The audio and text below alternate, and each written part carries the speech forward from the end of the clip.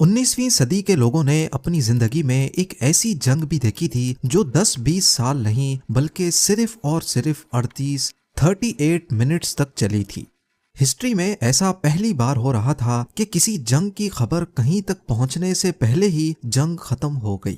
افریقہ میں لڑی جانے والی اینگلو زنزیبار وار کو گنیز بک کی طرف سے دنیا کی سب سے چھوٹی جنگ ہونے کا ورلڈ ریکارڈ بھی مل چکا ہے۔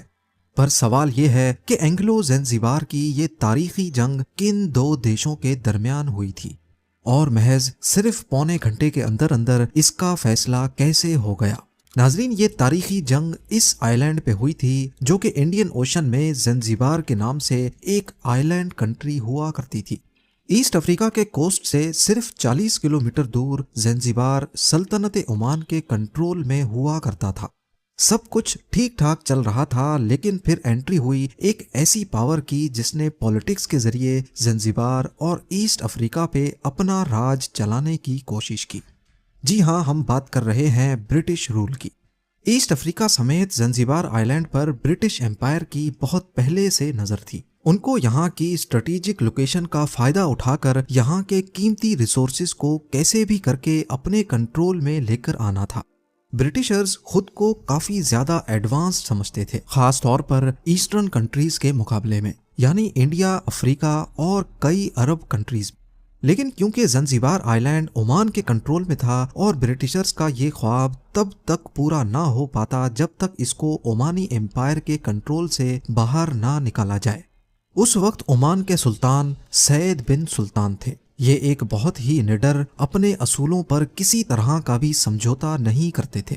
یہی وجہ تھی کہ اکثر یہ لائن آف عمان کے لقب سے بھی جانے جاتے تھے۔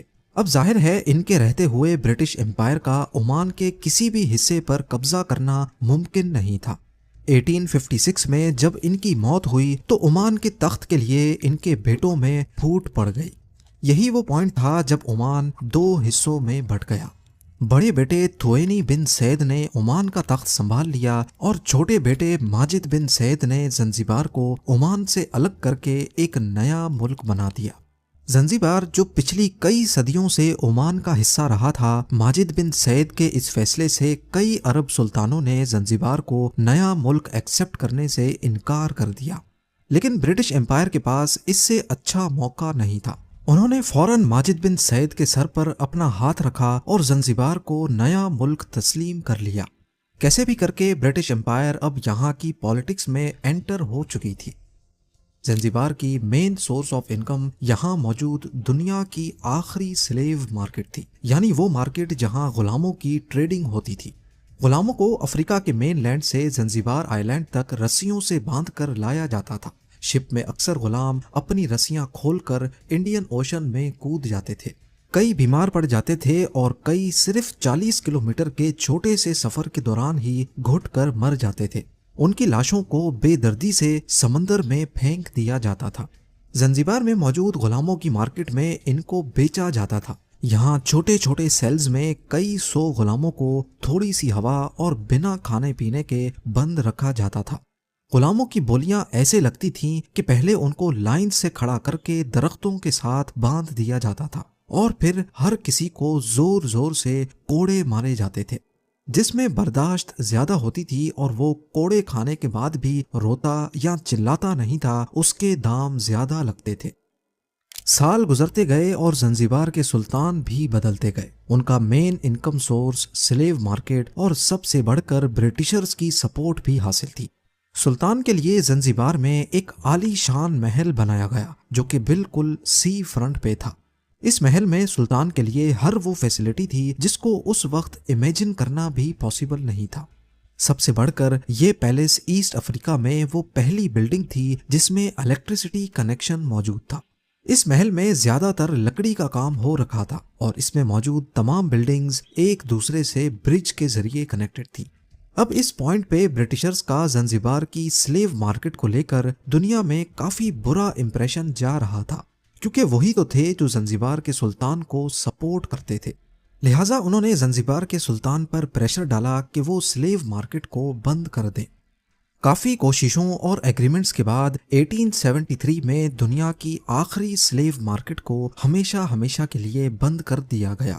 اس سب میں ایک بات تو کلیئر تھی کہ برٹش کا زنجبار پر کنٹرول کافی مضبوط ہوتا جا رہا تھا۔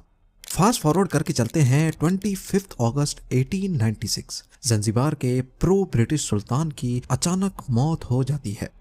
ان کو اپنے ہی کزن خالد بن برگش نے زہر دے کر مارا اور زنجبار کا سلطان بن کر بیٹھ گیا، وہ بھی بنا برٹشرز کی مرضی کے، کیونکہ برٹشرز چاہتے تھے کہ اگلا سلطان بھی ان کی ہی مرضی کا بنے، اور اس کام کے لیے انہوں نے حمود بن محمد کو چنا تھا۔ برٹشرز کو خالد بن برگش کی سازش کا علم ہوا تو انہوں نے اس کے محل میں ایک پیغام بھجوایا جس میں سیدھی دھمکی تھی۔ دھمکی میں بولا گیا کہ 27 اگست صبح 9 بجے تک محل خالی ہو جانا چاہیے۔ زنجبار کے نئے سلطان خالد نے اپنی فورس کٹھی کی اور محل میں خود کو بند کر دیا۔ دھمکی کے ساتھ ہی زنجبار آئی لینڈ کو برٹش نیوی کی شپس نے چاروں طرف سے گھیر لیا۔ اگلی 2 راتیں محل میں کافی ٹینشن رہی۔ 27 اگست کی صبح 8 بجے یعنی الٹیمیٹم ختم ہونے سے 1 گھنٹہ پہلے برٹش کونسل کے پاس سلطان کی طرف سے ایک پیغام آیا جس میں لکھا تھا کہ وہ بات چیت سے معاملے کو ختم کرنے کے لیے تیار ہیں۔ برٹش کونسل نے جواب دیا کہ بات چیت صرف تب ہو سکتی ہے اگر تم ہمارے دیے ہوئے حکم کو مان جاؤ۔ 8:30 پہ خالد نے ایک اور پیغام بھیجا کہ میرا زنجبار کے تخت کو چھوڑنے کا کوئی ارادہ نہیں ہے اور مجھے نہیں لگتا کہ برٹشرز ہم سے جنگ لڑنے کی ہمت کریں گے۔ برٹش کونسل نے جواب دیا کہ ہمارا بھی حملہ کرنے کا کوئی ارادہ نہیں ہے، لیکن اس کا مطلب یہ نہیں ہے کہ ہم حملہ کر نہیں سکتے۔ اس وقت زنجبار کے عالی شان محل کے باہر 2800 گارڈز موجود تھے۔ اس میں کچھ سول لوگ، کچھ محل کے اپنے گارڈز اور کئی سو سلطان کے اپنے سرونٹس اور غلام بھی شامل تھے۔ اس کے ساتھ ساتھ رائل نیوی کو ٹکر دینے کے لیے سلطان کے محل کے باہر انڈین اوشن میں ایک شپ بھی کھڑی کی گئی۔ یہ اس وقت 32,000 پاؤنڈز کی HHS گلاسگو رائل یارڈ تھی جو 1873 میں کوئین وکٹوریہ کی طرف سے ہی زنجبار کے سلطان کو گفٹ کی گئی تھی۔ اس کے علاوہ زنجبار کی 2 اسٹیم بوٹس بھی برٹش رائل نیوی کو ٹکر دینے کے لیے موجود تھیں۔ ٹھیک 9 بجے جب سلطان کو دیا گیا الٹیمیٹم ختم ہوا تو برٹش نیوی کی 2 کروزر شپس، 3 گن بوٹس اور 150 میرینز آئی لینڈ کی طرف بڑھنا شروع ہوئے۔ یاد رہے کہ ان 150 لوگوں کا مقابلہ سلطان کے 2800 گارڈز کے ساتھ تھا۔ ٹھیک 9:02 پہ تینوں گن بوٹس ریکون، تھرش اور اسپیرو نے محل پہ اندھا دھند فائر کھول دیے۔ پہلے ہی حملے میں محل کے اندر 12 پاؤنڈر کینن کو تباہ کر دیا گیا۔ حملے میں سلطان کی رائل یارڈ HHS گلاسگو کو بھی ایک ہی جھٹکے میں تباہ کر دیا گیا، لیکن کیونکہ وہ ہاربر پہ ہی کھڑی تھی جہاں پانی کم تھا، اسی لیے اس کا اوپر والا حصہ پانی کے باہر تھا۔ گلاسگو کے کریو نے فوراً برٹش فلیگ دکھا کر خود کو سرنڈر کر دیا۔ برٹشرز کا پلان تھا کہ سلطان خالد بن برگش کو اریسٹ کر کے اس کو انڈیا لے کر جائیں گے، لیکن پہلے ہی فائر پر سلطان اپنے دوسرے عرب ساتھیوں کے ساتھ چوری چھپے محل سے فرار ہو گیا۔ سلطان کی 2800 کی آرمی میں سے 500 سولجرز ہیوی بمبارڈمنٹ کی وجہ سے مارے گئے۔ برٹش نیوی نے ٹوٹل 500 شیلز، 4100 مشین گن کے راؤنڈز اور 1000 رائفل راؤنڈز فائر کیے تھے۔ 9:37 پہ برٹش سولجرز محل کے اندر گھس چکے تھے، جس پر بچے ہوئے پیلس گارڈز نے بھی سرنڈر کر دیا۔ ٹھیک 1 منٹ کے بعد 9:38 پہ برٹش میرینز نے محل کی چھت پہ لگا سلطان کا جھنڈا اکھاڑ دیا، اور یہیں پر 38 منٹوں تک چلنے والی یہ جنگ اپنے اختتام کو پہنچی۔ حیرت کی بات یہ ہے کہ جہاں اس پوری جنگ میں سلطان کے 500 لوگ مارے گئے، وہیں برٹش نیوی کا صرف ایک سیلر زخمی ہوا تھا۔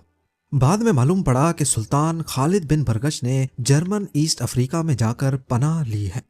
اس وقت ایسٹ افریقہ میں 2 بڑی طاقتیں موجود تھیں، ایک تو تھے برٹشرز اور دوسرے تھے جرمنز۔ وہاں محل پہ برٹش نے قبضہ جمانے کے فوراً بعد اسی دن اپنے پسند کے سلطان حمود بن محمد کو زنجبار کا نیا سلطان بنا دیا۔ اتہاس میں لڑی جانے والی اس 38 منٹس کی جنگ نے زنجبار میں بھاری برٹش رول کا ایک نیا سلسلہ شروع کر دیا۔ اس کے بعد زنزبار برٹشرز کی ایک انڈائریکٹ کالونی بن کر سلطان حمود بن محمد کی سربراہی میں چلتی رہی اور اگلے 10 سالوں میں 17,200 زنزباری غلاموں کو آزاد کر کے زنزبار کے کونے کونے سے سلیو کلچر کو جڑ سے اکھاڑ دیا گیا۔